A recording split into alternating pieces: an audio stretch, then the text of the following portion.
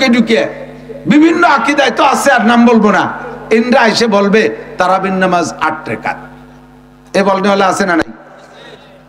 তারপরে শবে বরাত বলতে কিছু নাই, তাই যে আমাকে হুজুররা করে যে কয় যে ইয়ে জয়ীফ হাদিস। কি হাদিস?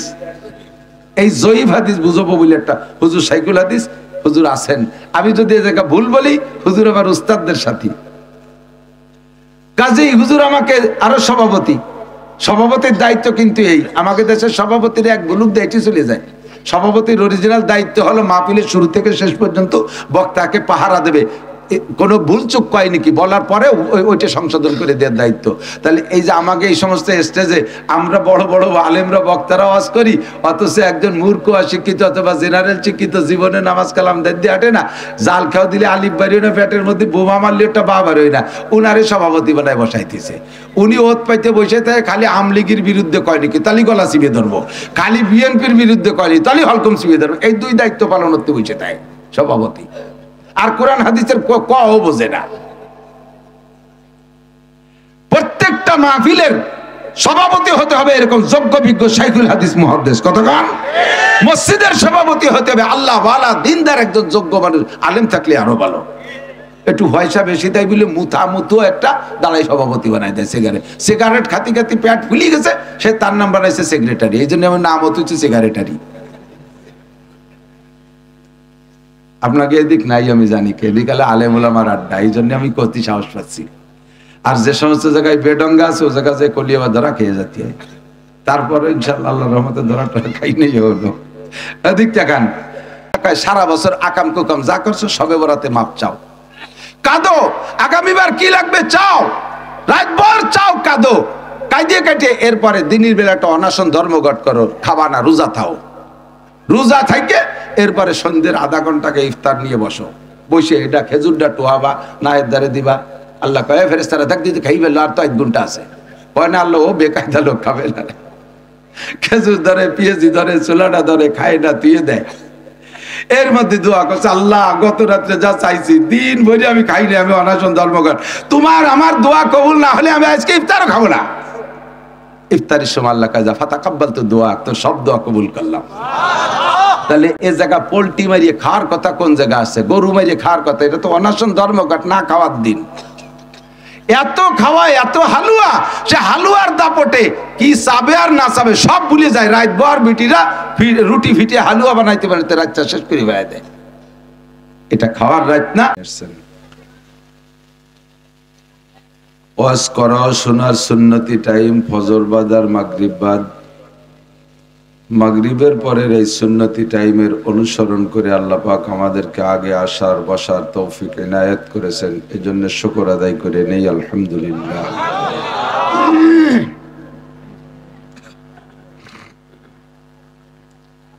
সময় সকলেরই কম, মাহফিলেরও সময় কম, আর আমাদের হায়াতেরও সময় কম। আল্লাহ পাক রব্বুল আলামিন মানুষকে অনেক কিছু জানতে সুযোগ করে দিয়েছেন, জ্ঞান দিয়েছেন, বুদ্ধি বিবেক বিবেচনা দিয়েছেন, যেই বিবেক দিয়ে জ্ঞান দিয়ে দুনিয়ায় যা ছিল না এরকম হাজারো জিনিস আবিষ্কার করেছে।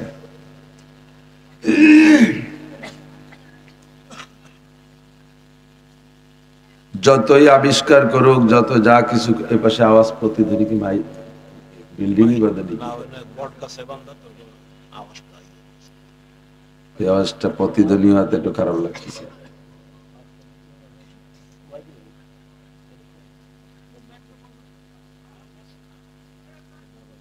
তো যতই মানুষ জানুক, আল্লাহ পাক রব্বুল আলামিন মানুষের জ্ঞান বিবেক বিবেচনার উপরে বলে রাখছেন ওমা উতীতুম মিনাল ইলমি ইল্লা কালিল। আসসালামু আলাইকুম।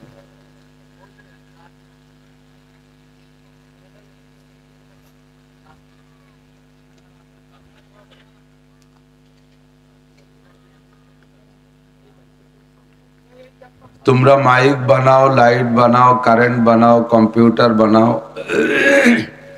রকেট বানাও, বিমান বানাও, যত যা কিছু আবিষ্কার করো না কেন সব মিলে তোমাদের ইলমের পরিমাণ হলো ওমা উতীতুম মিনাল ইলমি ইল্লা কালিল। অতি সামান্য একটু জ্ঞান তোমাদেরকে দেওয়া হয়েছে। সারা দুনিয়ায় যত পানি আছে সমস্ত পানির ভিতরে থেকে এক ফোঁটা পানি উঠাইলে এই এক ফোঁটা পরিমাণ পানি সম পরিমাণ হলো গোটা জগতের সমস্ত মানুষের ইলম আর জ্ঞান, আর সম্পূর্ণ সাগর সম পরিমাণ আল্লাহ পাক রব্বুল আলামিনের ইলম।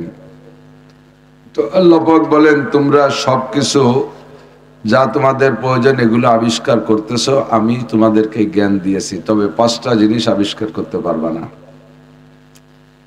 একটা হলো ইন্নাল্লাহা ইনদাহু ইলমুস সাআহ, কিয়ামত কবে হবে, গোটা দুনিয়া ধ্বংস কবে হবে, এটি কেউ কইতে পারবা না। এর নির্দিষ্ট তারিখ কেউ বলতে পারবা না। 2 নম্বর ওয়ায়ুনাজ্জিলুল গায়থ, কোন মেঘে কবে কখন কোথায় বৃষ্টি নামবে এটা কেউ বলতে পারবে না, সুনির্দিষ্ট তারিখ। সম্ভাবনা আছে, কতটুকু বলা যায়, সম্ভাবনা আছে, এভাবেই তো বলে। 3 নম্বরে ওয়ায়ুনাজ্জিলুল গায়থ ওয়া ইয়ালামু মা ফিল আরহাম, কোন নারীর পেটে সন্তান আছে আর নাই এটা কেউ কইতে পারবে না। বাচ্চা পেটে আসার পরে কম্পিউটার দিয়ে দেখে বলে, এটা ভবিষ্যৎ বলা না, এটা গায়েব বলা না, এটা দেখি বলা। আর আল্লাহ পাক জানেন বাচ্চা পেটে আসার আগেই এই মেয়েটার পেটে বাচ্চা ধারণ করার ক্ষমতা আছে কিনা, কয়টা ছেলে হবে, কয়টা মেয়ে হবে, কোনটা কখন হবে, সব আল্লাহ পাক জানেন। এইটা মানুষে জানবে না। 4 নম্বর ওমা তাদরি নাফসুম মাযা তাকসিবু গাদা, একটু পরে কে কি খাইবা, আগামীকাল কে কি ইনকাম করবা, এটা জগতের কেউ বলতে পারবে না। 5 নম্বর ওমা তাদরি নাফসুম বিআইয়ি আরদিন তামুত, কে কোন জায়গায় কোন জমিনে কখন মারা যাবা এটা কেউ বলতে পারবে না। আমরা এখানে যারা বসা আছি সালতানগর কান্দার মানুষ, কত যুদ্ধ বিগ্রহ করার অভ্যাস আপনাদের, মাশাআল্লাহ। রাত্রে হেসাক ধরাইও কাজী ওরার অভ্যাস আছে না, আছে। তো যতই লাট বাহাদুর ক্ষমতাধর নেতা আর বীর মানুষ হন না কেন, কেউ এই জায়গার থেকে বলতে পারবেন না যে আগামীকাল সকাল পর্যন্ত বেঁচে থাকবেন কি থাকবেন না, পারবে? কেউ যদি বলেন হিম্মত করে যে আমি বাঁচবই, আমার বাড়ির কাছে আজরাইল আসতে দেবো না, আমাদের বাড়ি 40টা ডাল আছে, তা আল্লাহ কয় তাহলে তোরে ডাল পর্যন্তই যাইতে দেবো না, তোরে মারবই মাঠে ফেলাইয়ে। আর আল্লাহর মারতে কোনো অস্ত্র, তীর, তরবারি কিচ্ছুই লাগে না। ওয়াইদা আরাদা শাইআন আইয়াকুলা লাহু কুন ফায়াকুন, আল্লাহ বলবেন কুন মাইয়াতান, তুই মরে যা, সাথে সাথে মরতে হবে। কাজেই আমার হায়াতের গ্যারান্টি ওয়ারেন্টি বিলকুল নাই, আমার হায়াত কতটুক জানি না, তো ধরে নেওয়া যাবে যার নামে যতটুক হায়াত বরাদ্দ আছে ততটুক পাওয়া হয়ে গেছে। সামনে আর একটুও পাবো কিনা কাহারও জানা নাই। তো অল্প একটু সময়ের ভিতরে আমাকে ইনকাম করে নিতে হবে বিশাল আখেরাতের নিয়ামত। আমরা একবার যারা অন্তর থেকে বিশ্বাস করে কলেমা পড়েছি, অবশ্যই এখানে যারা বসা আছি সকলেই কলেমা পড়া মানুষ। তারপরে নবী পাক বলেন, সর্বক্ষণ তুমি কলেমা পড়ে রেডি থাকো, মান কানা আখিরু কালামিহি লা ইলাহা ইল্লাল্লাহ ফাদাখালাল জান্নাহ। প্রত্যেকটা মানুষের শেষ কলেমা হইতে হবে লা ইলাহা ইল্লাল্লাহ। হুজুর আলাইহিস সালাতু ওয়াসসালাম নিজেও জীবনের শেষ কলেমা মরণের আগে লা ইলাহা ইল্লাল্লাহর তাকাজা করতেন, দোয়া করতেন, আল্লাহ আমার মরণের সময় কলেমা লা ইলাহা ইল্লাল্লাহ নসিব হোক। সাহাবায়ে কিরাম দোয়া করতেন, বুজুর্গানে দিন দোয়া করতেন। সকল মুসলমানের একই দাবি, আগে পরে যা করি না করি যেন জীবনের শেষ কলেমাটা হয় লা ইলাহা ইল্লাল্লাহ। এজন্য সর্বক্ষণ প্রস্তুত থাকতে হয়। আমাদের বাংলাদেশের বড় একজন মুহাদ্দিস, বহুত উঁচু মাপের একজন মুহাদ্দিসের একটা হাদিসের ক্লাসে আমি একবার বসলাম, তো দেখলাম উনি হাদিস পড়াচ্ছেন, ফাঁকে ফাঁকে একটু সংক্ষেপ তওবা আর কলেমাটা পড়ে নিচ্ছেন। সংক্ষেপ তওবা, আস্তাগফিরুল্লাহ ওয়া আতুবু ইলাইহি, আস্তাগফিরুল্লাহ ওয়া আতুবু ইলাইহি। তওবাটা অন্তর থেকে করা থাকলে বিগতের সমস্ত গুনাহ মাফ। আর মরণের জন্য সঙ্গে সঙ্গে ইস্তেগফারের সাথে ছোট্ট করে কলেমা পড়েন লা ইলাহা ইল্লাল্লাহ, আস্তাগফিরুল্লাহ ওয়া আতুবু ইলাইহি, লা ইলাহা ইল্লাল্লাহ। এই কই আবার পড়ায়, আবার কিছুক্ষণ পড়ায়, আবার ফাঁকে একবার পড়ে নেয় আস্তাগফিরুল্লাহ ওয়া আতুবু ইলাইহি, লা ইলাহা ইল্লাল্লাহ। আমার যা ভুলচুক হয়ে গেছে ইস্তেগফারের মাধ্যমে আমি ক্ষমা চেয়ে নিলাম, আর সামনে মরণের জন্য আমি কলেমা পড়ে রেডি থাকলাম লা ইলাহা ইল্লাল্লাহ। হাদিস পড়ানোর ভিতর দিয়ে মরণ হলেও মরণটা খারাপ না, ভালো মরণ। কোরআন পড়ানোর মধ্যে দিয়ে মরণ হলেও মরণটা ভালো মরণ। নামাজের মধ্যে মরণ হইলেও মরণটা ভালো মরণ। মসজিদের মধ্যে নামাজরত বা তাসবিহ তাহলিলরত অবস্থায় মরণ হয়ে গেলে মরণটা ভালো মরণ। তবে হুজুর যে কথাটা বলেছেন, মরণের আগে লা ইলাহা ইল্লাল্লাহ হওয়া সর্বশ্রেষ্ঠ ব্যাপার। এজন্য উনি হাদিস কোরআন পড়ানোর ফাঁকে ফাঁকে লা ইলাহা ইল্লাল্লাহ পড়ে রেডি থাকেন। যদি এখনই চলে যেতে হয় তাহলে কোনো সমস্যা নেই। আমি কখন কোন জায়গায় মারা যাব আমি জানি না, আমার হায়াত একেবারেই কম, তো অল্প একটু হায়াতের ভিতরে আমাকে ইনকাম করতে হবে। কি আল্লাহ পাক রব্বুল আলামিন বলেছেন, নবী পাক বলেছেন, যে ব্যক্তি কলেমা পড়লো অন্তর থেকে লা ইলাহা, আরেকবার পড়ে নেই, লা ইলাহা ইল্লাল্লাহু মুহাম্মাদুর রাসূলুল্লাহ। কলেমা যারা বিশ্বাসের সাথে পড়েছি, তর্জমা তো জানি অবশ্যই, আল্লাহ ছাড়া কোনো মাবুদ নেই, আর আমাদের জন্য কিয়ামত পর্যন্ত সমস্ত মানুষের নবী মুহাম্মাদুর রাসূলুল্লাহ সাল্লাল্লাহু আলাইহি সাল্লাম। এই কলেমায় বিশ্বাস করে যারা কলেমা পড়ছে তার জন্য জান্নাত ওয়াজিব হয়ে গেছে।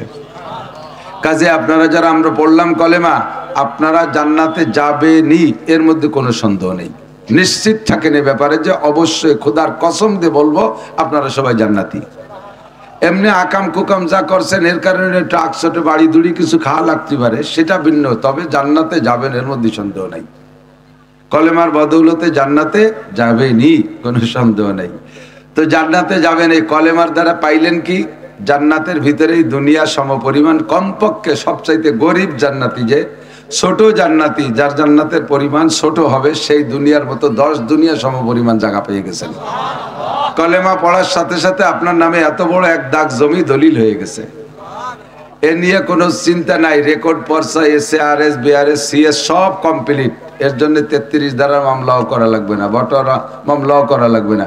যত বড় জমি ভাগে পাইলাম, পেয়ে গেলাম, ছেলে মেয়ের টুকাবার কোন পাশে আলাদা দেওয়া লাগেনি, কেউ যার যারটা সেই পাবে। কিন্তু জমিটা হলো ফাঁকা। জমি কি ফাঁকা, একেবারে চিটিয়াল ময়দান। পেঁয়াজ লাগানোর আগে যেমন ফাঁকা সাদা ছিল, ওইরকম ফাঁকা জমি, কোথাও কোনো একটা গাছপালা দুগলো মুগলো কিচ্ছু নেই। এখন ওর ভিতরে আপনার যা যা দরকার ওটা এখান থেকে কামাই করে নিতে হবে। ওই ফাঁকা জমিতে আপনার বিল্ডিং এর দরকার, এখান থেকে বানাতে হবে। ওর মধ্যে গাছপালা দরকার, এখান থেকে বানাবেন। ওর মধ্যে নদ নদী খাল বিলের দরকার, পুকুরের দরকার, সব এখান থেকে বানায় নিতে হবে। তো কিভাবে বানাবেন? এক একটা আমলের ওসিলায় আল্লাহ তাআলা এক এক প্রকার নিয়ামত ওর মধ্যে দান করবেন। একবার বলি সুবহানাল্লাহ। এর দ্বারা গাছপালা লাগানো হচ্ছে, বলেন আলহামদুলিল্লাহ। এই গাছ আরো বাড়তে তালে আছে। আল্লাহু আকবার। এটাও জান্নাতের মধ্যে গাছ লাগানোর তাসবিহ। এগুলো গাছের বীজ। সুবহানাল্লাহ বললে গাছ লাগানো হয়, আলহামদুলিল্লাহ বললে গাছ লাগানো হয়, আল্লাহু আকবার বললে গাছ লাগানো হয়। গাছ কিন্তু আবার আমাদের দেশের কাটাওয়ালা বাবরা গাছ না, যে বেত বাগান লাগাইছিল ওর মধ্যে যে আটা গেল না, এরকম ঝামেলা করা লাগবে না। সব গাছগুলো ফলদার গাছ, এক একটা গাছে 1000 রকমের ফল হবে। বলি সুবহানাল্লাহ। যতবার বলবেন অতবার এমন একটা গাছ লাগানো হয়ে যাবে। তবে গাছটা লাগানোর সিস্টেমও ভিন্ন। দুনিয়ার গাছের গোড়া মাটিতে, মাথা উপরে, আর জান্নাতের গাছের গোড়া উপরে, মাথা নিচে। এটাও জান্নাতীদের সুবিধার্থে এরকম করা হয়েছে। কারণ দুনিয়ায় যদি কের বাড়ি বড় নারকেল গাছ থাকে আর সেই নারকেল পাড়ার কোনো লোক খুঁজে পায় না, তাহলে এই নারকেল পাড়া নিয়ে কত টেনশন না। গাছি খুশি পাহা নারকেল কার মাথায় পড়ে তা কওয়া যায় না, ডাইগু মেঘু খুলিয়ে পড়ে কত উপরে। খেজুর গাছের মাথায় রস, পাড়ার লোক নাই, পোলাপান তালাশ করে বেড়ানো লাগে, না পারতে পারলি পারা সে গাছের রস ওইসে মদ হয়ে যায়। তো এই জন্য জান্নাতের ভিতরে আর দুনিয়ার গাছে উঠতে গেলে কাঁচা দিয়ে উঠা লাগে, আর জান্নাতের মধ্যে কাঁচা দেওয়া দিয়ে নাই। গাছের গোড়া উপর দিক, মাথা নিচের দিক ফলে ফুলে ভরা থাকবে, খালি খাবেন আর খাবেন। কন্যা সুবহানাল্লাহ। এমন সুন্দর গাছপালা জান্নাতের মধ্যে লাগানো দরকার আছে না নাই? যতবার বসে বসে তাসবিহ পড়বেন জান্নাতের মধ্যে গাছ লাগানো হবে। এবার বিল্ডিং এর দরকার, গাছতলা তো থাকা যায় না, থাকলে থাকবেন, জান্নাতের গাছতলাও থাকা যাবে, সমস্যা নেই। তবে বিল্ডিং এরও দরকার। তো জান্নাতের বিল্ডিং, ঘরবাড়ি বানাবেন কি দিয়া? কোরআন শরীফের আয়াত দিয়ে ঘরবাড়ি বানাবেন। জান্নাতের ঘরবাড়ি কিসে হবে? কোরআন শরীফের আয়াতের দ্বারা হবে। একটা বিল্ডিং এখন ছোট্ট করে বানাই ফেলি, পারবেন এখনই? বিসমিল্লাহির রহমানির রহিম। ইন্না আতাইনাকাল কাউসার ফাসাল্লি লিরাব্বিকা ওয়ানহার ইন্না শানিয়াকা হুয়াল আবতার। 3 আয়াত না? আর বিসমিল্লাহ এক আয়াত। তো বিসমিল্লাহ সহ সূরা কাউসার পড়ছি, 4 আয়াত হয়ে গেছে। আল্লাহর কসম এক্ষুনি জান্নাতের মধ্যে 4 তলা একটা দালান হয়ে গেছে। দালানটা কয় ইউনিট? মোটামুটি সাইজের বিল্ডিং বানায়, মানুষের বিল্ডিং বানায় 3 ইউনিটের হিসাব করে বেশিরভাগ। ঢুকেই একটা ইউনিট, ডাইনিং বামে 2টা ইউনিট করে। তো জান্নাতের ভিতরে আপনার এই যে ছোট বিল্ডিংটা বানাইলেন, এখন এর এক এক তলার ভিতরে কতগুলো রুম হবে?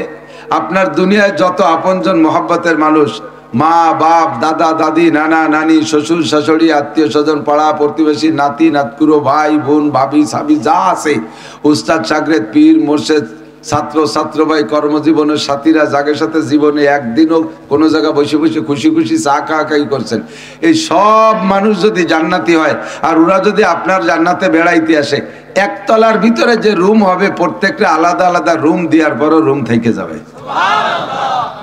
আমাদের এই ফরিদপুর আর গোপালগঞ্জে বাটার ইট না, এই ইট আবার আলাদা কায়দা। লাবিনাতু মিন ফিদ্দা, লাবিনাতু মিন যাহাব। একটা ইট হবে স্বর্ণের, একটা ইট হবে রূপার। বলি সুবহানাল্লাহ। সুবহানাল্লাহ বলে বলে গাছ লাগাবেন আর কোরআন শরীফ পড়ে পড়ে দালান বানাবেন। আল্লাহর রাসূল বলেন, ইয়াকালু লিসাহিবিল কুরআন ইকরা ওয়ারতাকি ওয়ারাতিল কামা কুনতা তুরাতিলু ফিদ দুনিয়া ফাইন্না মানজিলাকা ইনদা আখিরি আয়াতিন তাকরাউহা। তুমি দুনিয়ায় যতগুলো আয়াত তেলাওয়াত করেছিলে, এই আয়াতগুলো জান্নাতের মধ্যে বসে বসে তেলাওয়াত করো। পড়তে রহো, উর্দুতে বলে, উর্দু তরজমা, পড়তে রহো আর চলতে রহো, পড়তে থাকো আর উঠতে থাকো। তুমি যত আয়াত পড়ে শোনাবা তোমার বিল্ডিং এর তলা অত হবে।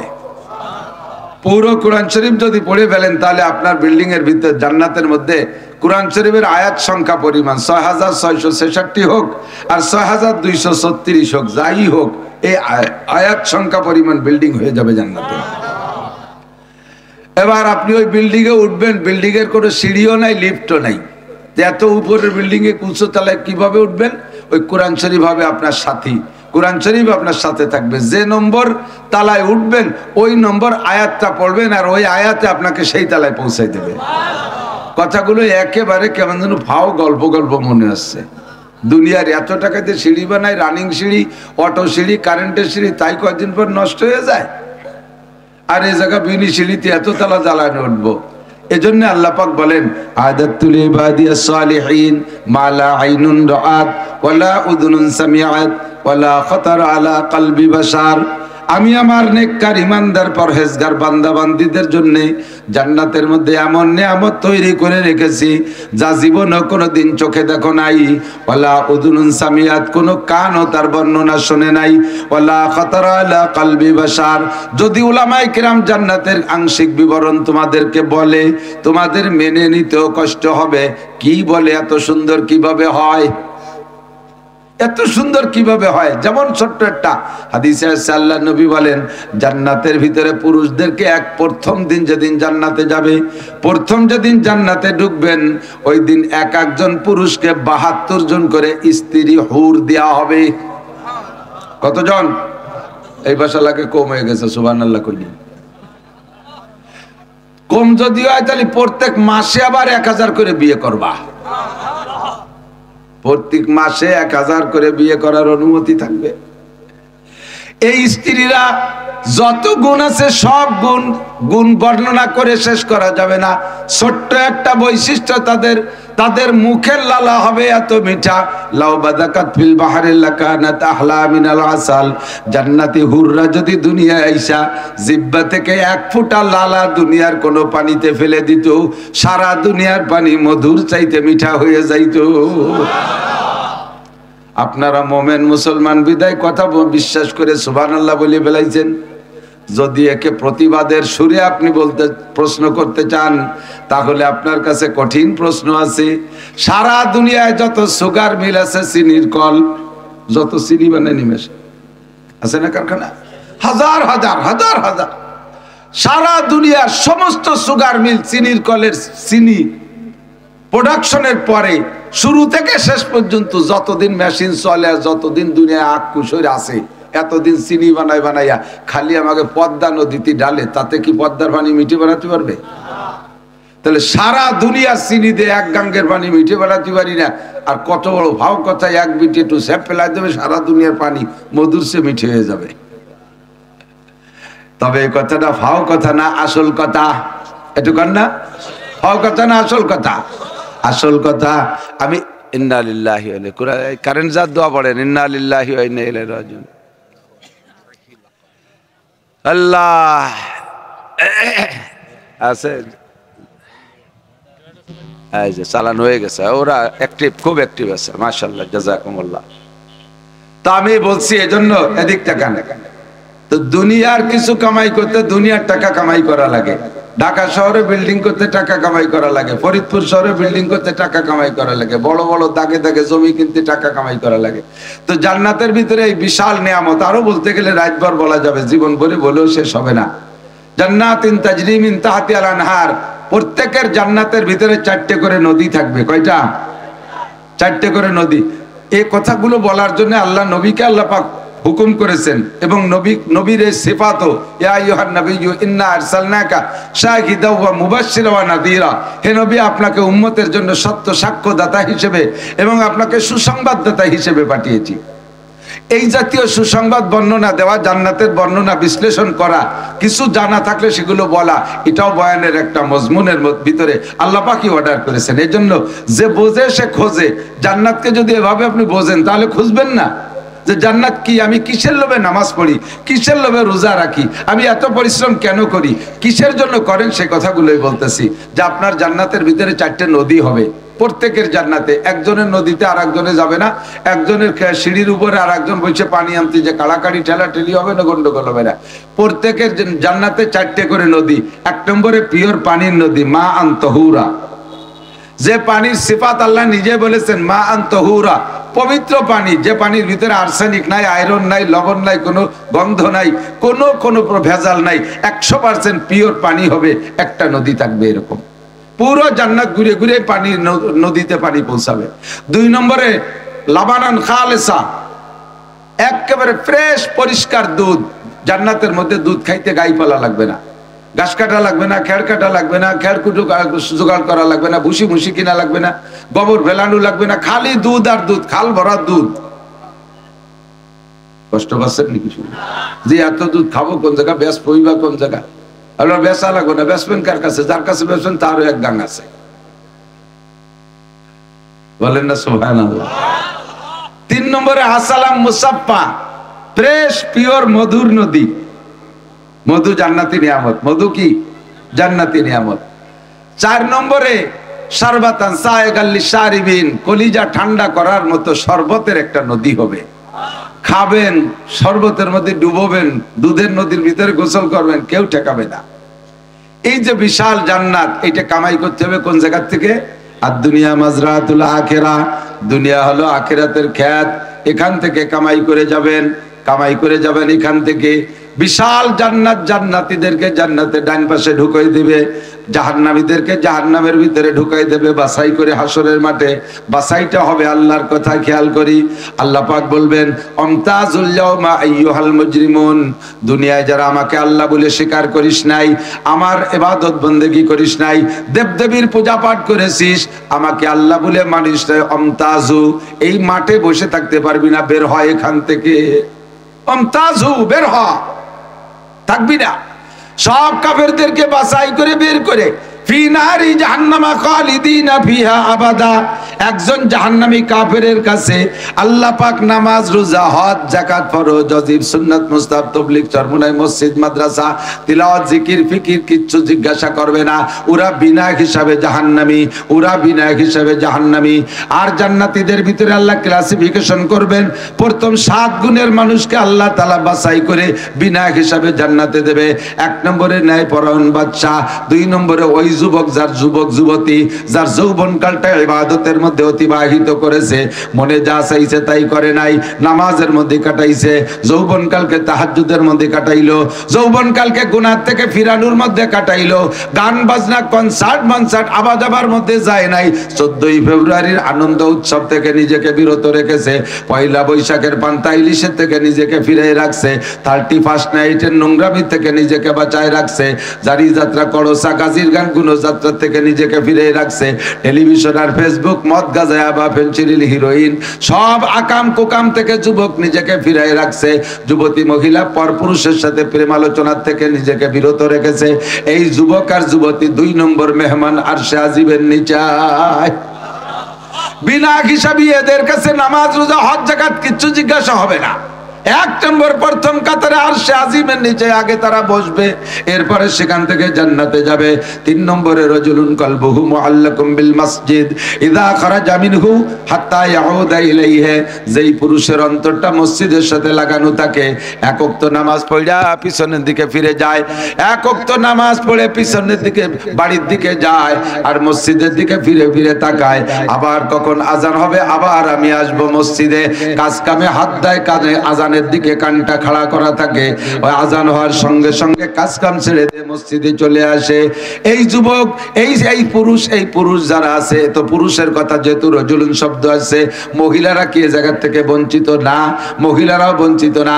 মহিলারা মসজিদে যাবে না, তবে তারা জায়নামাজে নামাজ পড়বে ঘরে। জায়নামাজটা তুলে রাখার সময় আবার অন্তরটা রাখবে মসজিদের দিকে। মুয়াজ্জিন কখন আজান দেয়, আবার আমি জায়নামাজে চলে আসব। এই নারী আর পুরুষ বিনা হিসাবে জান্নাতি। একটু বলি না সুবহানাল্লাহ। ওয়ারাজুলুন যাকারাল্লাহ খালিয়ান ফাফাযাত আইনা, হাসরের মাঠ থেকে বিনা হিসাবে যাদেরকে আল্লাহ পাক আরশে আজিমের নিচে বসাইয়া বিনা হিসাবে জান্নাতে দেবে। 4 নম্বর হলো রাজুলুন যাকারাল্লাহ খালিয়ান ফাফাযাত আইনা, যে সময় রাতের বেলা সব মানুষ নিঝুম ঘুমিয়ে আছে, এক শ্রেণীর মানুষ ওই ঘুমের মধ্যে থেকে ওঠে। তাতাজাফা জুনুবুহুম আনিল মাদাজি ইয়াদউনা রাব্বাহুম খাউফান ওয়া তামা, আরামের বিছানা গায়ের থেকে কম্বলটা সরানো বহুত বড় কঠিন ব্যাপার। শীতের রাত্রে কতক্ষণ গায়ের থেকে গরম লেপটা সরাইয়া ঠান্ডা পানির মধ্যে ডুব দিতে হবে। প্রয়োজনে যদি গোসল ফরজ হয়, ঠান্ডা পানিতে গোসল করতে হবে। আরামের ল্যাপ কম্বলে ফেলে রেখে ঠান্ডা পানিতে গোসল করা বহুত বড় মুজাহাদা। ময়দানে যে কাফেরের সাথে যুদ্ধ করা যত কঠিন, তার চেয়ে খুব একটা কঠিন না, তার চেয়ে খুব একটা কঠিন না। এই সময় আপনি যদি বিছানার থেকে উঠতে পারেন, আল্লাহ পাক রব্বুল আলামিন আপনাকে, আল্লাহু আকবার, আরশে আজিমের নিচে তার ভিআইপি মেহমানদের 4 নম্বর কাতারে বসায় দেবে। তাহাজ্জুদ পড়া মালিকের কাছে দোয়া করবেন। তাতাজাফা জুনুবুহুম আনিল মাদাজি ইয়াদউনা রাব্বাহুম খাউফা ওয়া তামা, দোয়া করবে রবের কাছে খৌফের সাথে, ভয়ের সাথে, ওয়া তামার আশার সাথে। আল ঈমানু বাইনাল খাউফি ওয়ার রাজা, ঈমান হলো আশা আর ভয়। কথা বলেন, আশা আর ভয় দুটোর মাঝখানে ঈমান। শুধু আশা করে বসে থাকে সেটাও বেঈমানির লক্ষণ, আবার শুধু ভয়ই পায় সরিয়ে থাকে সেটাও আর একটা বেঈমানির লক্ষণ। আশাও থাকবে, ভয়ও থাকবে। খলিফাতুল মুসলিমিন হযরত ওমর ইবনে খাত্তাব তখন খলিফা হয়নি, হুজুরের কাছে একদিন আইসা কাঁদতে লম্বা একটা মানুষ আইসা বোকার মতো কাঁদতেছে। হুজুর কয়, ওমর কান্দেন কে? কয়, ভয় হচ্ছে। কেন্দ্র আমার ভয় হচ্ছে। কিসের ভয় করতেছে? আমার ভয় লাগতেছে যে কিয়ামতের মাঠে যদি এই কোটি কোটি মানুষের মধ্যে আল্লাহ তাআলা একটা এলান দেয়, একটা ঘোষণা দেয়, সবাই ভেস্তে যাবা, সবাই ভেস্তে যাবা, শুধু একটা মানুষ ভেস্তে যাবে না। হুজুর, সেই মানুষটা মনে হয় আমি ওমর। একটা মানুষ শুধু দোজখে যাবে আর সব ভেস্তে যাবে, এমন ঘোষণা যদি আসে, তাহলে সেই লোকটা মনে হয় আমি ওমর। হুজুরকে আপনি এবারে চিনতে পারলেন কিভাবে? কয় যে হুজুর, এই সাহাবা যারা আপনার সাথে আছে, কেউ আপনার গলা কাটিয়ে 100 উট পুরস্কারের লোভে কোনোদিন আপনার দিকে আসে নাই, বিভিন্ন ভাবে নির্যাতন করছে। আমি আপনার কল্যাণিয়া 100 উটের লোভে কল্যাণিয়ার জন্য নেমে আসছিলাম। আল্লাহ যদি সেই দিনের ভিডিওটা ধরে রাখে, তাহলেই সর্বনাশ। হুজুর বললেন, ওমর লা তাহজান ওয়া লা তাখাফ, ভয় পেন না, টেনশন করেন না। কলেমা পড়ছেন না? বলে জি। বলে আল কলেমা হলো এমনই একটা কষ্টি পাথর, ওর সাথে ছোঁয়া লাগলে বিগত জীবনে সব জং পরিষ্কার হয়ে সাফ হয়ে যায়, কিচ্ছু নাই, সব সাফ, আগের সব মাপ। খুশিতে চলে গেছে। কয়েকদিন পর আবার ওই লম্বা মানুষটা ফেলায় হাসতে আইছে। কয় যে হুজুর বলতে, ওমর আজকে কি পয়সা করে কিছু পাইছেন নাকি? কোনো ভালো খবর? এত খুশি? কয় যে হুজুর, আমারটা মনে খুশি ঠেকতেছে। কি খুশি? কয় আল্লাহ যদি কিয়ামতের মাঠে ঘোষণা দিয়ে যায়, সব মানুষ দোজখে যাবে, একটাও ভেস্তে যাবে, সব দোজখে, শুধু একজন মানুষ ভেস্তে যাবে, নবীরা বাদে আর কি, নবীরা বাদে সব দোজখে যাবে, একজন ভেস্তে যাবে, সেই লোকটা আমি ওমর। হুজুর বলেন তোমার ইমান আছে, আল ঈমানু বাইনাল খাউফি ওয়ার রাজা, ভয় আর আশা দুইটার মাঝে ইমান। একসময় ভয়তে ভেঙে পড়ে, আবার একসময় ইবাদত বন্দেগী বা আল্লাহর রহমতের দিকে তাকাইয়া খুশিতে বুকটা ভরে ওঠে। এর নাম হলো ইমান। এর নাম কি? একদল আছে শুধু ভয় পায়, আরে আল্লাহ এত গুনাহ করছি, এই কি আল্লাহ মাফ করতে পারে নাকি? মাফ যখন করবেই না তাহলে করতেই থাই, আকাম করতেই থাই। ওকে কপালে তওবা হয় না, বেশি ভয় পাই আবার বেঈমান হয়ে গেছে। আবার আরেক দল আছে, আওয়াল আজিজু মান আতবা নাফসাহু হাওয়াহা ওয়া তামান্না আলাল্লাহ, এদিক তাকান। আরেক দল আছে বেয়াকুব, আনাড়ি, কমবক্ত, পোড়া কপালি, হতভাগ্য, মনে যা খুশি তাই করে, মাঝে মাঝে 2 কেজি জিলাপি কিনে দেটা মিলাদ দিয়ে বেশতের আশায় বসে থাকে। তাই না? যে সবে বরাত আসতেছে, বাইরের থেকে টুল্লা একটা হুজুরের কাছে বিয়ে মারে, হুজুর ধরিয়েন, ক্যাশ ধরায় হুজুরে দেয়, হুজুরে ধরাই দিয়ে কয় হুজুর আমার নামটা মিলাদ পড়ে দেন, আর আমার আব্বা আম্মা কোন জায়গায় আটকে গেছে, বেচতে জাতি বাড়তে জানে না বাসে, 2 কেজি জিলাপি দিয়ে ওনাকে বেচতে পাঠাই দিয়ে। তা তুই কয় না, আমি বিড়ি খাচ্ছি। ও বিড়ি খাচ্ছে বাইরে থেকে, ও মসজিদে যাও, ওর বাপরা বেচতে ভাটাতে 2 কেজি জিলাপি পাঠাই দিছে। বেচতে যদি এত সহজ হতো তাহলে এই বিটারা জীবনে সবকিছু বিসর্জন দিয়া 40-50 বছর বুখারীর হাদিসের মধ্যে 3টা বেতনে পড়ে থাকতো না, অত সস্তা হইলে। বেচতে যদি এত সস্তা হতো তাহলে বছর গাড়ির দিন সারা রাত দাঁড়িয়ে দাঁড়িয়ে নামাজ পড়তো না। তোমার 2 কেজি জিলাপি দিয়ে বেচতে এত সস্তা।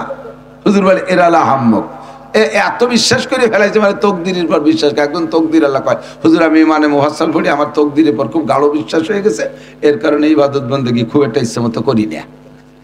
তা কিরম তকদির পর বিশ্বাস হলো? কইছে অল কদরি খাইরিহি ওয়া শাররিহি মিনাল্লাহি তাআলা, ভালো মন্দ যা হয় সব আল্লাহর পক্ষ থেকে ফয়সালা হয়, উপরের থেকে যা না হয় তা কিচ্ছু আমার দ্বারা করা সম্ভব না।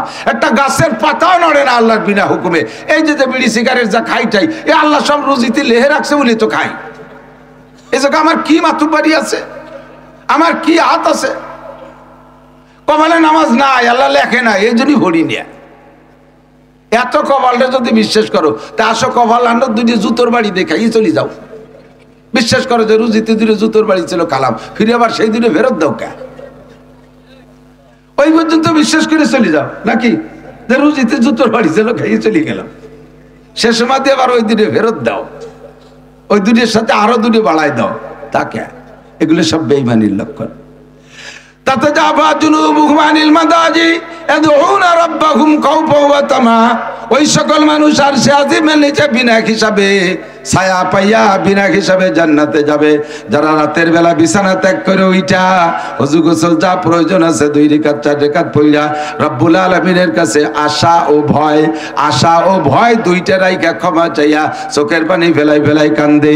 বান্দার চোখ থেকে যখন পানি পড়ে, আরশে আজিমের 8টা খুঁটি আছে, হামিলাতুল আরশ সামানিয়া ওয়া ইয়াহমিলু আরশা রাব্বিকা ফাওকাহুম ইয়াওমা ইযিন সামানিয়া, আল্লাহ পাকের আরশ বহন করে রাখে 8 জন ফেরেশতা।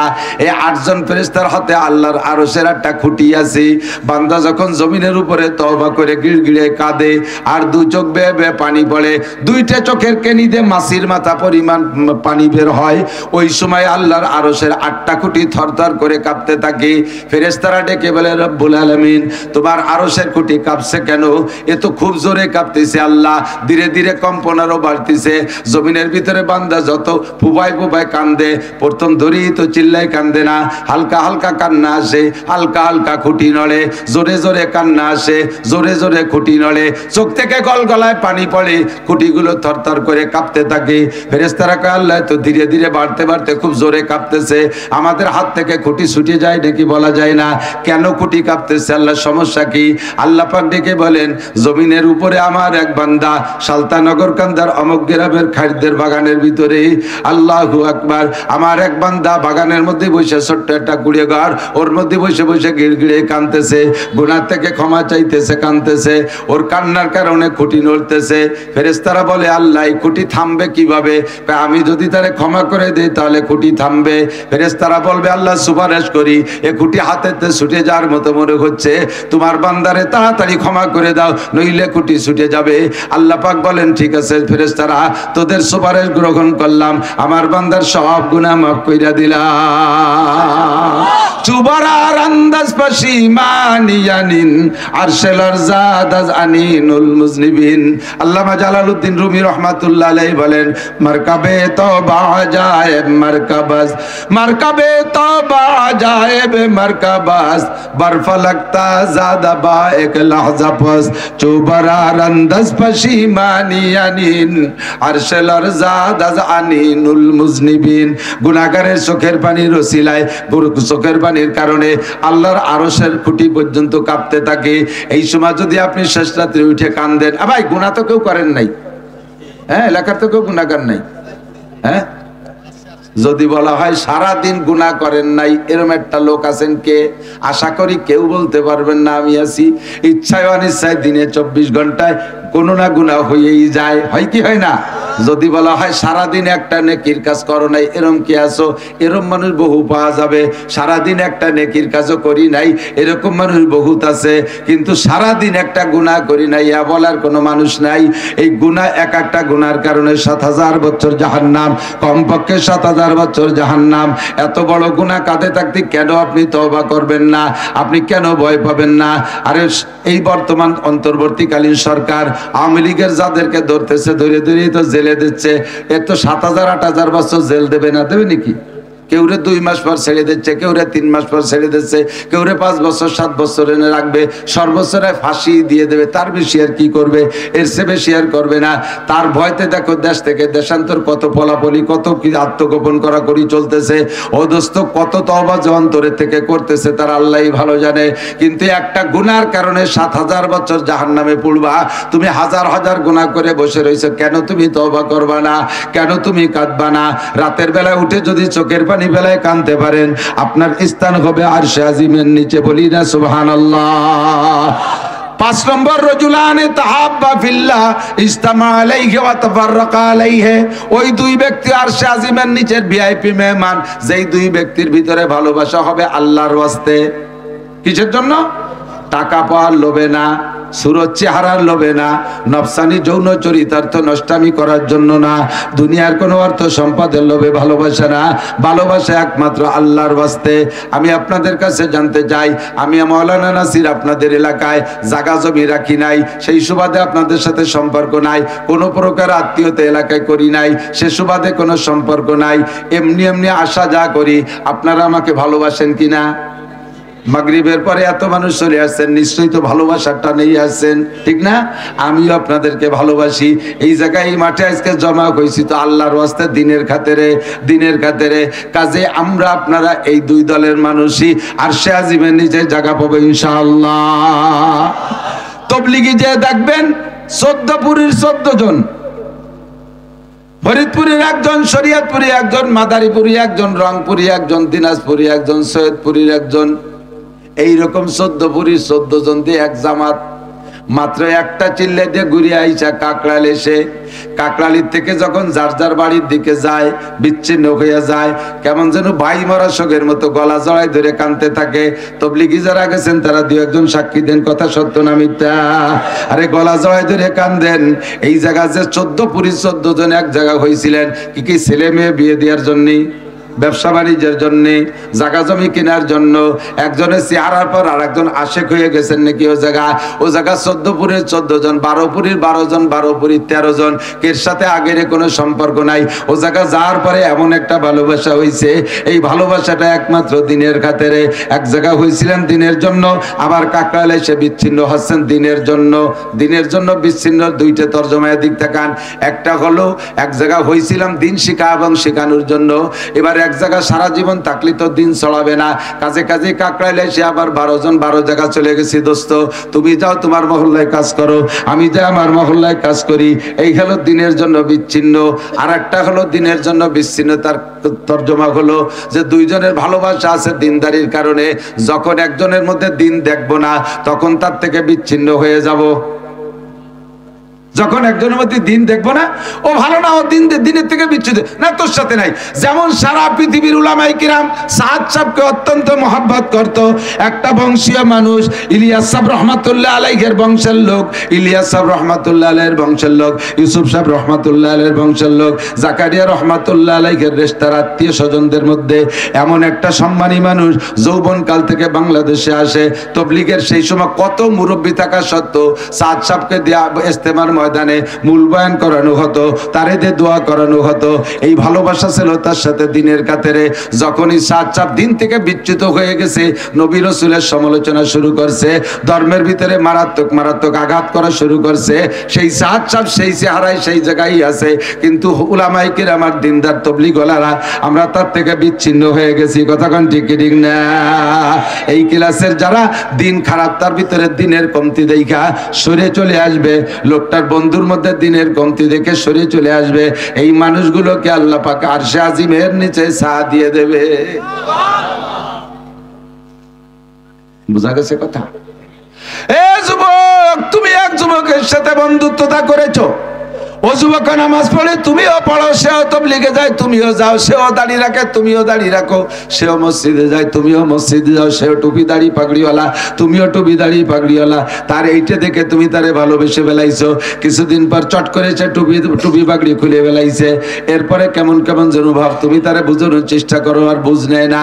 এরপরে পট করে একদিন দাড়ি কয়টা কাইটে ফেলাইছে। দাড়ি কাটার পরে বুঝে ফেলাইছে সম্পূর্ণ স্টার্টিং বাম দিক চলে গেছে, ওর সাথে আর বন্ধুত্বতা রাখা যাবে না। ওর থেকে তুমি বিচ্ছিন্ন হয়ে চলে আসার সঙ্গে সঙ্গে তোমার নামটা আরশে আজিমের 5 নম্বর খাতায় লেখা হইয়া যায়। হুব্বু ফিল্লাহ বুগযু ফিল্লাহ বলে রে, আল্লাহর জন্য ভালোবাসা আর আল্লাহর জন্য আমাদের শত্রুতা। কথা বলেন ঠিক না? 5 নম্বর 6 নম্বর ব্যক্তি রজুলুন যাকার, কি বলা হয়, রজুলুন দাতু ইমরাতুন যাতু হাসাবি ওয়া জামাল ফাকালা ইন্নী আকাবুল্লাহ।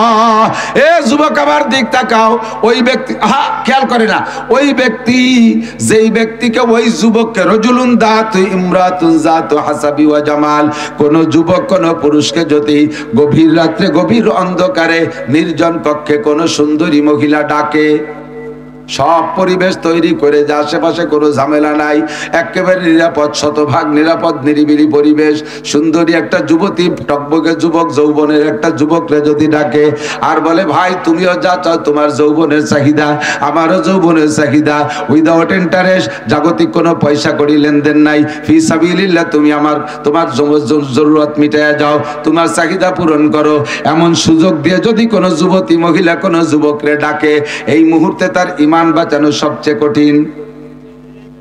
রাস্তায় 1 কোটি টাকার বস্তা ফেলানো বইছো, রাতের অন্ধকারে লাথি দিয়ে বস্তাটারে খালের নিচে ফেলাই দিয়ে চলে আসলে আসতে পারো, পরের টাকা আমি হজম করতে পারবো না, নেব না। আরে হজম করতে পারলেও পরের টাকা আমি নেব না। কোটি টাকার বস্তারে লাথি মেরে ফেলে চলে আসতে পারো, কিন্তু একটা সুন্দরী যুবতী এরকম পরিবেশ তৈরি করে যদি প্রস্তাব দেয়, ও জায়গা থেকে ইমান বাঁচায় আসা বড় কঠিন। এই যুবক যদি সে জায়গা বলতে পারো, ও বোন তুইও আল্লাহরে ভয় পা, আমিও আল্লাহকে ভয় পাই, ইন্নী আখাফুল্লাহ, মোটেই সম্ভব না, আদৌ সম্ভব না, আমি আল্লাহকে ভয় পাই, আমি আল্লাহকে ভয় পাই, এই বলে যদি তুমি ঈমান বাঁচায় আসতে পারো, দুনিয়ার কিছুক্ষণের শান্তিকে লাথি মাইরা যদি তুমি আল্লাহকে ভয় পেয়ে বেঁচে আসতে পারো, যুবক তোমার মর্যাদা কত জানো? কোটি কোটি মানুষ ময়দানে চিল্লাইতে থাকবে, হাসরের মাঠে আল্লাহ পাক তোমাকে অনায়াসে হাত ধইরা নিয়া আর সে আজিমের নিচে বসাইয়া দেবে। 6 নম্বর। 7 নম্বর, বিনা হিসাবে জান্নাতি আর সে আজিমের নিচের মেহমান। রজুলুন তাসাদ্দাকা বিসাদকাতিন ফাআকফাহা হাত্তা লা তা'লামা শিমালুহু মা তুনফিকু ইয়ামিনুহু। ওই ব্যক্তি, যে ব্যক্তি দান করে দিনের জন্য, আল্লাহর ওয়াস্তে, হিদায়াত কি বলা হয়, জান্নাতের আশায়, নেকির আশায় দান করবে, ইখলাসের সাথে, এমন ভাবে দান করবে, ডান হাতে দেবে তো বাম হাতে জানবে না, ডান হাতে দেবে তো বাম হাতে জানবে না। কথাটা একটু বুঝে নিতে হবে। এই ওয়াজ আপনারা বহু শুনেছেন, শোনার কারণে অনেকে আবার জায়গায় জায়গায় শক্ত হয়ে যায়।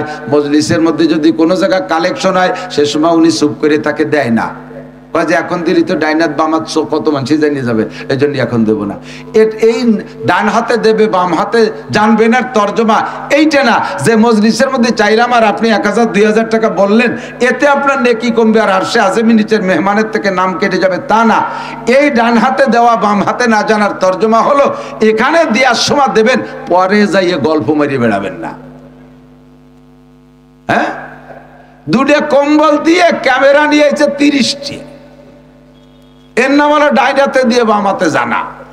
কম্বলের আবার চেহারা কি মাঝে মাঝে কইতে আমি, কম্বল খান কি কম্বল, 80 টাকা দামের কম্বল, যা যারে দেয় ও গায়ে দেয় না, ও নিয়ে ছাগল রে জ্যাকেট বানায় দেয়, ছাগল রে আর বাছুরির উপরে দিয়ে তলে গিরিয়ে দিতে, ও আবার 2 বার পেশাব করে ফেলছে ভিজিয়ে, পরে থরথরার কাঁপতেছে, কাকা তাড়াতাড়ি খুলি নেন, না করোনা হতে পারে, আমার এসি আসতেছে, খুলিয়ে নিয়ে ধুইয়ে তাই দিয়ে আবার হাঁড়ি ধরা নেকড়া বানায়, এই ছাতার কম্বল দিয়ে তাই আবার কুড়ি দিয়ে ক্যামেরা দিয়ে ভাইরাল করো, ফেসবুকে ছেড়ে দাও। এর নাম হলো ডাইনাইট দিয়ে বামাতে জানা। দেবার সময় দেবেন উন্মুক্ত ভাবে দেবেন, 10,000 20,000 50,000 লাখ টাকা দেবেন, আপনি মারহাবার লোভ করবেন না। এই মারহাবার লোভ করার নামই হলো বামাতে জানা। দিছি তো দিছি, আমি জান্নাতের জন্য দিছি, এ জায়গায় আবার মারহাবার লোভ কি? যে ইবাদতি করব কার জন্য? ওয়ালা ইউশরিক বিইবাদাতি রাব্বিহি আহাদা, ইবাদত করব তো আল্লাহরই জন্য করব। কার জন্য? আল্লাহর জন্য। হজ করব তো মানুষকে জানানোর কি দরকার? আর হজ করে এসে একবার হজ করে আসার সাথে সাথে গুড়ায় আল হাজ লিখতে হবে।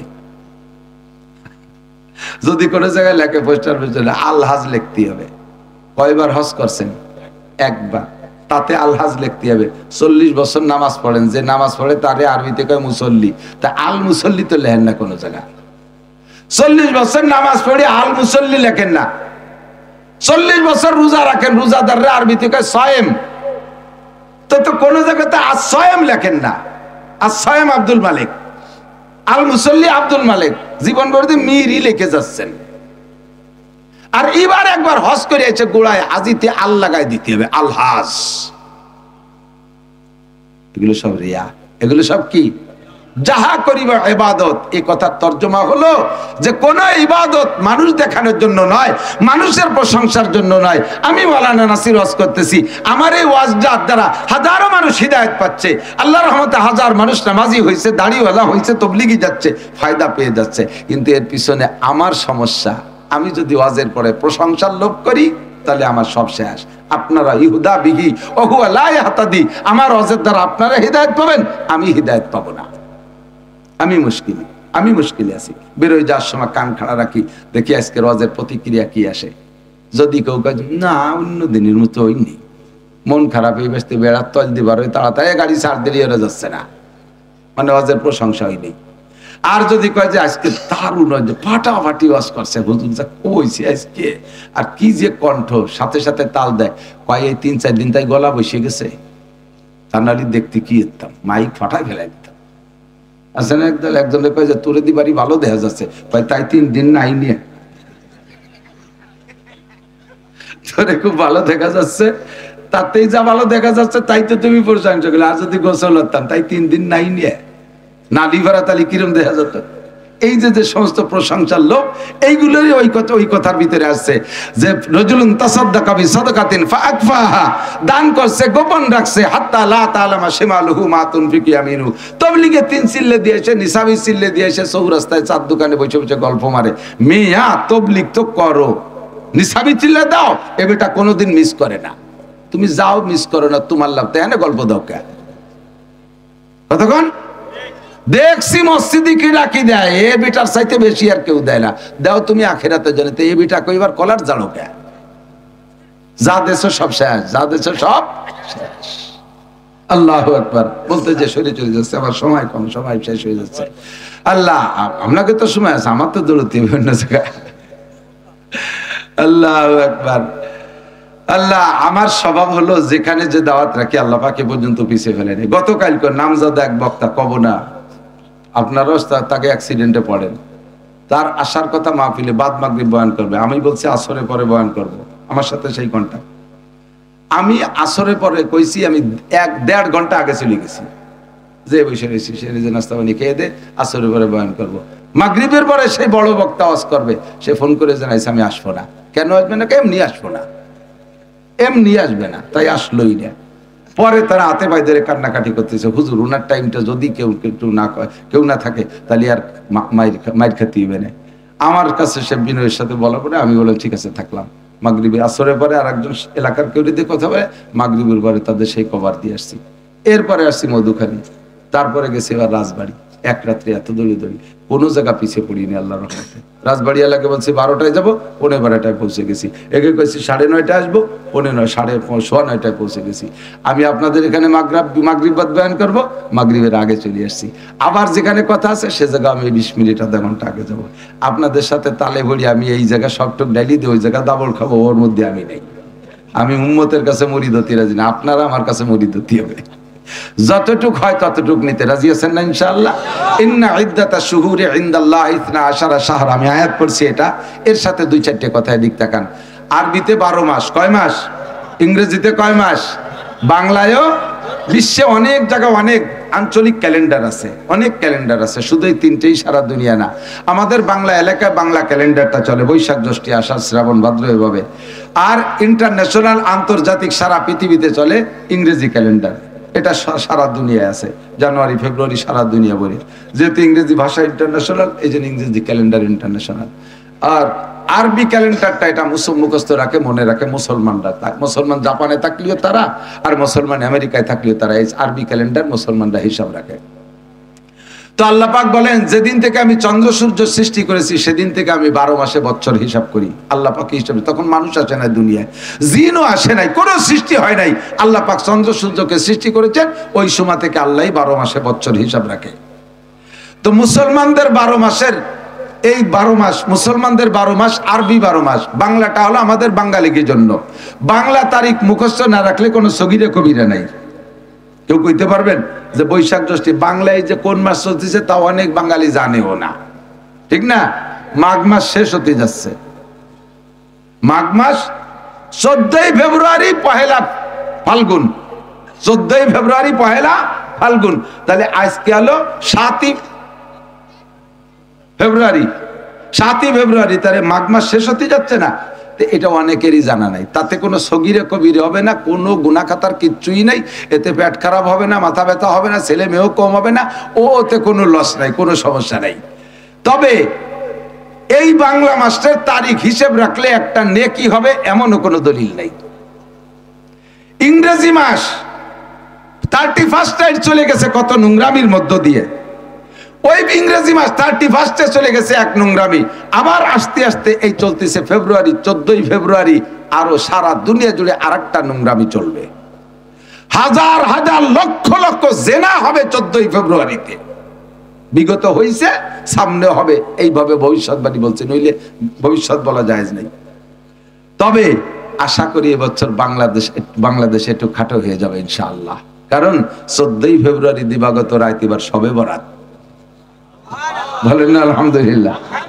তাহলে যেই আকাম পার্টি হয়ে বেড়ায়, কমপক্ষে তারা ইবাদত না করলেও খানিকটা হলিও চাইপে যাবে, খানিকটা হলিও চাইপা যাবে। তো বাংলা ইংরেজি তারিখ মুখস্থ না রাখলে কোনো সগীরা কবিরা নাই, মুখস্থ রাখলেও কোনো নেকি নাই। আরবি মাসের মাসগুলো মুখস্থ রাখা সুন্নতে মুআক্কাদায়ে কিফায়া, আর এর তারিখও মুখস্থ রাখা সুন্নতে মুআক্কাদায়ে কিফায়া, যার সাথে আমাদের মুসলমানদের অনেক ইবাদত সম্পৃক্ত, ঠিক কি না? শবে বরাত কোন মাসে? 34 মাসে, ফেব্রুয়ারি মাসে, জানুয়ারি মাসে, শাবান মাসে। কি মাসে? এ শাবান মাস, আষাঢ় মাসেও যদি শাবান হয় তাহলে আষাঢ়ে, পুষ মাসে শাবান হলেও পুষে, ঠিক না? শাবান মাস যে জায়গা যাবে সেই জায়গা 14ই শাবান আমাদের শবে বরাত, ঠিক কি না? রোজা হয় কি মাসে? কথা কয় না। 34 মাসে, ফাল্গুন মাসে, ফেব্রুয়ারি মাসে, রমজান মাসে। কি মাস? রমজান মাস। তাহলে আমাদের বড় ইবাদত আরবি মাসের সাথে সম্পৃক্ত, ঠিক তো? ঈদ উল ফিতর কোন মাসে? রমজানের শেষে না, শাওয়ালের শুরুতেই। রমজানের শেষ করলে হলে রমজান একটু থাকতে ঈদ পড়ি বেলানো লাগে, ওদের ঈদের রমজানের কিচ্ছু নাই। চাঁদ উঠার পরের থেকেই শুরু হয়েছে শাওয়াল মাস। ঈদুল ফিতর শাওয়াল মাসে, ঈদুল আজহা জিলহজ মাসে, হজ হয় জিলহজ মাসে, কুরবানি হয় জিলহজ মাসে, রোজা হয় রমজান মাসে, তারাবি হয় রমজান মাসে, শবে কদর হয় রমজান মাসে, ঠিক কি ঠিক না? শবে বরাত হয় শাবান মাসে, শবে মেরাজ হয় রজব মাসে, সব আরবি মাসের সাথে মিল করা। আশুরা হয় মুহররম মাসে, আশুরা মুহররম মাসে, হজ হয় আশুরুল হজ সালাসা, সব আরবি মাসের সাথে মিল করা। গত মাস থেকে নিয়ে পরপর 7টা মাস একের পর এক দামি। গত মাস গেছে দামি আমার নবী, আপনার নবী, বিশ্ব নবী মুহাম্মদুর রাসূলুল্লাহ সাল্লাল্লাহু আলাইহি ওয়াসাল্লামকে আল্লাহ পাক রজব মাসের 26শে রজব দিবাগত রাত আরশে আজিম পর্যন্ত নিয়ে গিয়েছিলেন জান্নাতি পরিবহনে চড়াইয়া। এরপরে সেখানে 5 ওয়াক্ত নামাজ আমাদের জন্য হাদিয়া দিয়া সূরা বাকারার শেষ 2 আয়াত নাজিল করে নবী পাককে শিক্ষা দিয়া আবার দুনিয়ায় পাঠিয়েছিলেন। এই জন্য রজব মাস দামি। আর চলতি মাসের নাম শাবান মাস।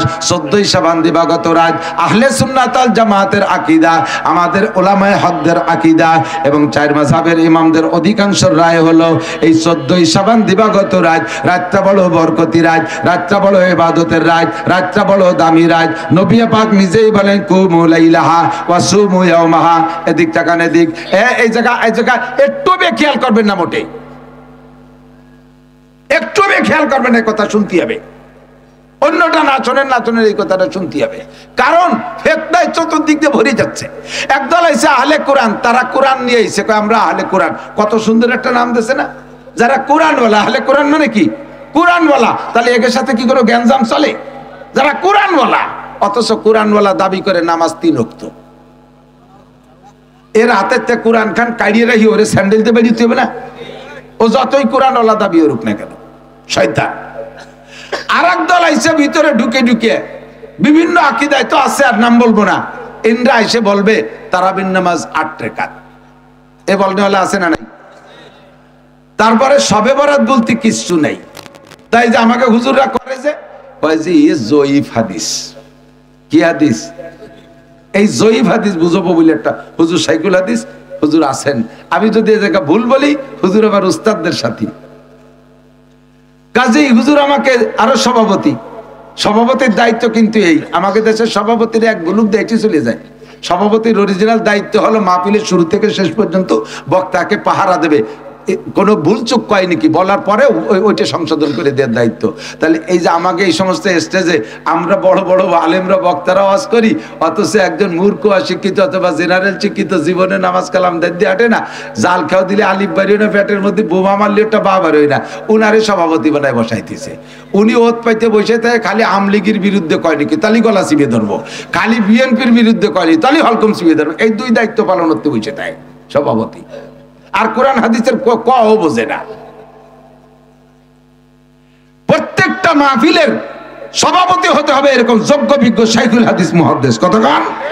মসজিদের সভাপতি হতে হবে আল্লাহ ওয়ালা দিনদার একজন যোগ্য মানুষ, আলেম থাকলে আরো ভালো।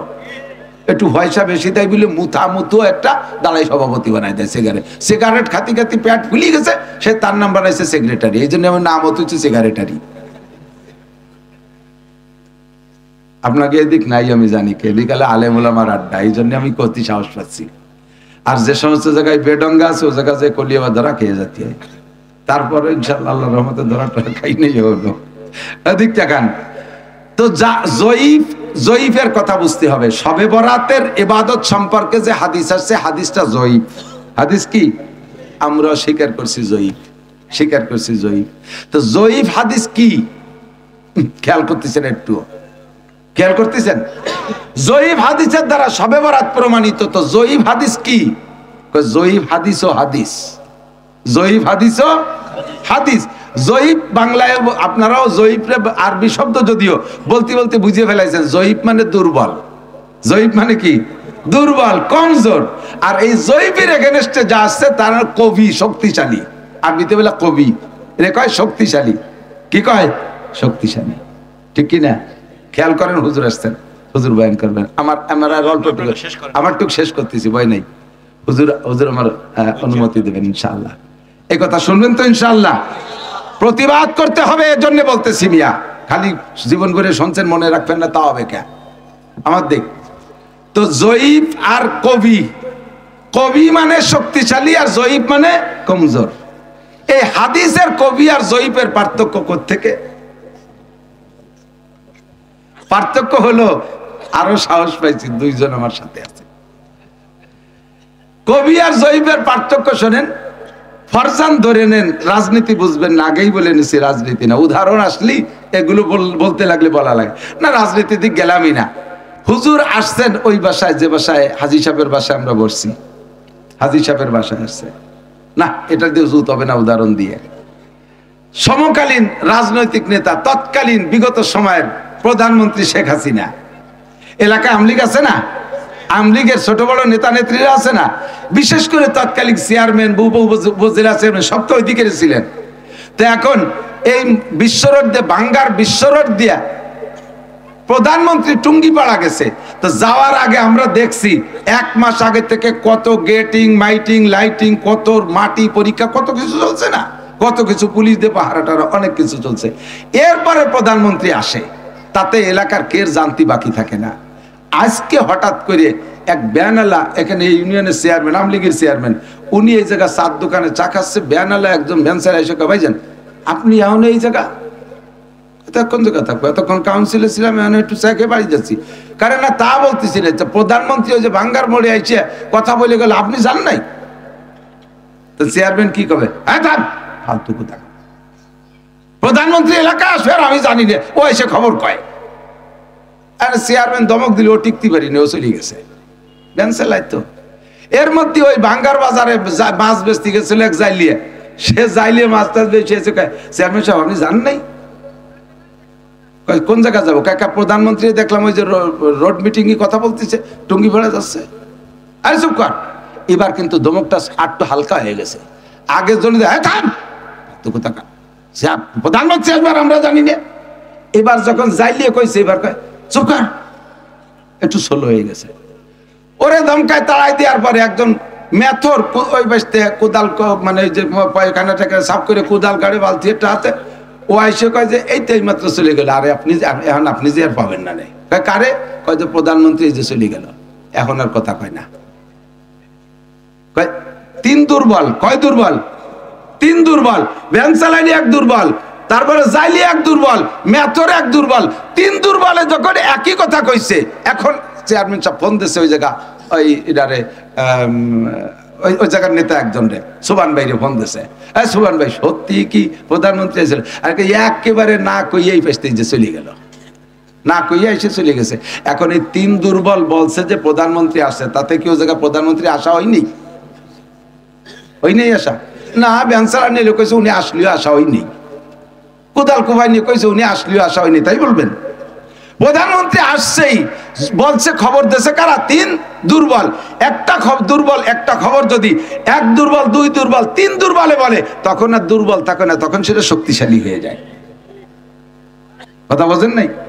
তো হাদিস জয়ীফ কথা ঠিক আছে, কিন্তু জয়ীফ বলে এই কারণে আবু বকর কই নেই, ওমর কই নেই রাদিয়াল্লাহু তাআলা আনহুমা, উসমান বলে নাই, আলী বলে নাই, তালহা জুবায়ের বলেন নাই। ধরে নেন এরকম এরকম বড়রা যারা আছে শক্তিশালী, ইন্দ্রা কেউ বলে নাই, বলছে দুর্বল 2-3 সাহাবী এক একজন করে বলছেন। দুর্বলতার বিভিন্ন কারণ আছে, সব কারণ তো আপনাদের বলে পারা যাবে না, আমি শুধু উদাহরণ দেওয়ার জন্য বলছি। এখন একই কথা যদি 3 দুর্বলে বলে, তখন কি দুর্বল থাকে? কুমু লাইলাহা সুমু ইয়ামাহা, রাত্রে জাগে ইবাদত করো, দিনের বেলা রোজা রাখো। 3 দুর্বলে বলছে, এখন আর দুর্বল থাকে না। আমাদের মুহাদ্দিসিনে কিরামদের রায় এরকম দুর্বল হাদিসের পর আমল করা সহি আছে, এবং এজন্য আমল করতে হবে। তবে আমলটা কি? রাত্রে জাগে ইবাদত করবেন, দিনের বেলা রোজা রাখবেন। বোঝেন কথা? বোঝেন? রাত্রে জাগে ইবাদত আল্লাহর কাছে, রাত্রে জাগে বলে রোজা রাখবেন কয়? রাত্রে জাগে ইবাদত আর দিনের বেলা রোজা। কি জিনিসটা কি, বিষয়টা কি? সারা রাত চাইবেন আল্লাহর কাছে। আল্লাহ পাক হাদিসে আসছে, আল্লাহ নবী বলেন আল্লাহ তাআলা আয়েশা ডাকতে তালে দেখ, আলা মুস্তাগফিরিন কে আসিস গুনাহগার চলে আয়, আলা মুস্তারজিকিন কে আসিস অভাবী চলে আয়, আলা মুস্তাশফিন কে আসিস অসুস্থ চলে আয়, ফাওয়াফি আমি তোরে সুস্থ করে দেব, আলা কাদা আলা কাজা, এরকম এরকম সব বলে আল্লাহ ডাকতে তালে থাকে। আপনিও আল্লাহর কাছে চাইছেন, আল্লাহও দিতে চাচ্ছে। এরপরে সারা রাত চাইতে কান্দে কেটে দিনের বেলা রোজা রাখবেন, সন্ধ্যাকালে ইফতার করবেন। ইফতারি সামনে নিয়ে দোয়া করলে দোয়া কবুল হয়। কথা এবার বোঝেন? এই শবে বরাতের কোন জায়গা হালুয়া খাতে হবে, রুটি খাতে হবে, গরু মারতে হবে, পোল্ট্রি মারতে হবে, এ কোনো জায়গা নাই। এই শবে বরাতটা উপলক্ষে না খাওয়া কান্নাকাটি আর না খাওয়ার দিন। Same quality. এদিক তাকান, বিগত দেখছি তো সরকারদের সময়, এই আওয়ামী লীগ সরকারের সময় এক সময় দেখলাম মাস্টাররা ধর্মঘট করছে, মনে আছে নাকি? প্রাইমারি মাস্টার যারা ছিলেন তারা, মাস্টাররা, টোটাল মাস্টাররা ধর্মঘট করছে। এ বাড়াতে হবে, ও বাড়াতে হবে, সে বাড়াতে হবে, কতদিন পর্যন্ত এই মোনাজাত করিয়ে যাচ্ছে। তা মোটে প্রধানমন্ত্রী মোনাজাত কবুল করেই না। লাস্ট ফিনিশিং যাইয়া সব মাস্টাররা যাইয়া পল্টনে যাইয়া অনাশন ধর্মঘট, পেটের উপরে থাল একখান থুয়েছি, শুয়ে রয়েছে, দোয়া কবুল না হলি খাবো না, বাড়ি যাব না, এই বলে কাপটি ধরে রয়েছে। কিছু কিছু চালাক মাস্টার গোপনে গোপনে যে চারটে খাইয়ে এসে আবার থালছে পেটের পর থুয়েছি, শুয়ে রয়েছে। আর বেশ কিছু জন, 30 জনের মতো শুনলাম, খুব কঠিন। এই 30 জন সম্পর্কে সাংবাদিকরা বলছে যে ওনরা সম্ভবত মারাই যাবে, 3 দিন কিচ্ছু খায় না। যখন এই না খাওয়া অবস্থা দেখে মরে মরে ভাব, প্রধানমন্ত্রী বলছে ঠিক আছে ওনাদেরকে বাড়ি যেতে বলো, ওনাদের সব মোনাজাত কবুল করে নিলাম। এরকম অনাশন ধর্মঘট, এর কি কয়? অনাশন ধর্মঘট। আল্লাহ কয় সারা বছর আকাম কুকাম যা করছো সবে বরাতে মাপ চাও, কাঁদো, আগামীবার কি লাগবে চাও, রাতভর চাও, কাঁদো, কাঁদিয়ে কাটিয়ে এরপরে দিনের বেলা একটা অনাশন ধর্মঘট করো, খাবা না, রোজা থাও, রোজা থাকে এরপরে সন্ধ্যের আধা ঘন্টাকে ইফতার নিয়ে বসো, বসে এটা খেজুরটা টোহাবা, নায়ের দ্বারে দিবা। আল্লাহ কয় ফেরেশতারা দেখ দিদি খাইবে, আর তো 1 ঘন্টা আছে। কয় না আল্লাহ, ও বেকায়দা লোক খাবে না, খেজুর ধরে, পিএজি ধরে, চুলাটা ধরে, খায় না, তুইয়ে দেয়। এর মধ্যে দোয়া করছে, আল্লাহ গত রাত্রে যা চাইছি দিন ভরে আমি খাইনি, আমি অনাশন ধর্মঘট, তোমার আমার দোয়া কবুল না হলে আমি আজকে ইফতারও খাবো না। ইফতারের সময় আল্লাহ কাজা ফাতাকাব্বাল, তো দোয়া, তো সব দোয়া কবুল করলাম। তাহলে এ জায়গা পোল্ট্রি মারিয়ে খাওয়ার কথা কোন জায়গা আছে? গরু মারিয়ে খাওয়ার কথা, এটা তো অনাশন ধর্মঘট, না খাওয়ার দিন। এত খাওয়া, এত হালুয়া, সে হালুয়ার দাপটে কি চাবে আর না চাবে সব ভুলে যায়। রাত ভর বিটিরা রুটি ফিটিয়ে হালুয়া বানাইতে বানাইতে রাতটা শেষ করে বেড়ায় দেয়। এটা খাওয়ার রাত না, খাওয়ার দিন না। খাওয়ার রাতের দিন আলাদা আছে। একটা হলো 2টা ঈদের দিন, আল্লাহ রাসূল, আল্লাহ পাক নিজেই বলেন, নবী পাক বলেন আইয়ামু জিয়াফাতিল্লাহ, 2টা ঈদের 5 দিন, ঈদুল ফিতরের দিন আর ঈদুল আজহা 2 দিন, আর ঈদুল আজহার পরে 3 দিন, ঈদুল আজহার পরে 3 দিন। এই 5 দিন হলো মেহমানদারি, এই 5 দিন জম্মের খাওয়া।